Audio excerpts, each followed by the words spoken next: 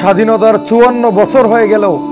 এই 54 বছরে ক্রিকেট খেলে আমরা যত টাকা নষ্ট করেছি, ফুটবলের পিছনে আমরা যত টাকা নষ্ট করেছি, এই যে আইপিএল বিপিএল এর পিছনে আমরা যত টাকা নষ্ট করেছি, এবং নর্তকী দিয়ে নাচাতে গিয়ে আমরা যত টাকা নষ্ট করেছি, এই টাকা যদি আমরা একত্রিত করতে পারতাম, বাংলাদেশে আজকে শত শত যুদ্ধ ট্যাঙ্ক থাকতো, আজকে বাংলাদেশে শত শত যুদ্ধ বিমান থাকতো, আজকে আমাদের কাছে ক্ষেপণাস্ত্রের ভান্ডার মজুদ থাকতো। কিন্তু স্বাধীনতার এত বছর পরে শুধুমাত্র কয়েকটি মিসাইল, কয়েকটি ট্যাঙ্ক আর ওই যে পুরনো মডেলের কয়েকটি যুদ্ধ বিমান নিয়েই আমরা খুশি আছি। যদি আমাদের দেশে কেউ আক্রমণ করে, এই ফুটবলাররা, এই ক্রিকেটাররা কি আমাদের দেশকে রক্ষা করবে? অথচ আপনি ইসরায়েলের দিকে তাকান, ইসরায়েলের রাষ্ট্র জন্ম সেদিন হলো, তারা পৃথিবীতে এত শক্তিশালী কেন?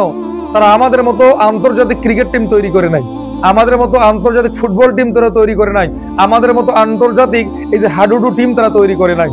তাদের অর্থনীতির বেশিরভাগই তারা এই অস্ত্রের পিছনে খরচ করেছে, কারণ তারা জানে যদি কেউ আমাদের দেশে হামলা করে, এই হামলা যদি আমরা প্রতিহত করতে না পারি এবং আমরা যদি শক্তিশালী না হয়, এই পৃথিবীতে আমাদের কোনো মূল্য থাকবে না।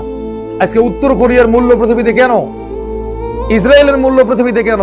এখন ইরানের মূল্য পৃথিবীতে কেন? তাদের কাছে অস্ত্র আছে এই বিধায়। আর আমাদের মূল্য নাই কেন?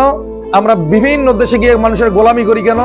মানুষের খামারে কাজ করি, মানুষের টয়লেট সাফ করি। কারণ কি? কারণ আমাদের সম্মান নাই। কেন সম্মান নাই? আমাদের দেশে অস্ত্র নাই। যদি আজকে আমাদের দেশে পারমাণবিক অস্ত্র থাকতো, ক্ষেপণাস্ত্র থাকতো, যদি আমরা ট্যাঙ্ক তৈরি করতে পারতাম, যুদ্ধ বিমান আমরা তৈরি করতে পারতাম, পৃথিবীর কোনো শক্তি আজকে আমাদেরকে তাদের দেশে নিয়ে গিয়ে গোলামি করতে পারতো না।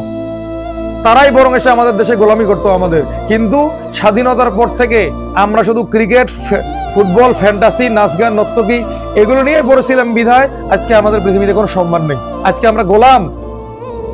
এই জন্য বাংলাদেশ সরকারের কাছে আমার অনুরোধ থাকবে, এই ক্রিকেট, ফুটবল এগুলোর পিছনে অর্থ ব্যয় না করে এই টাকা দিয়ে অস্ত্র কিনেন, একটি অস্ত্রাগার তৈরি করেন, ক্ষেপণাস্ত্র তৈরি করার চিন্তা ভাবনা করেন, তাতে আমাদের দেশের সম্মান বাড়বে।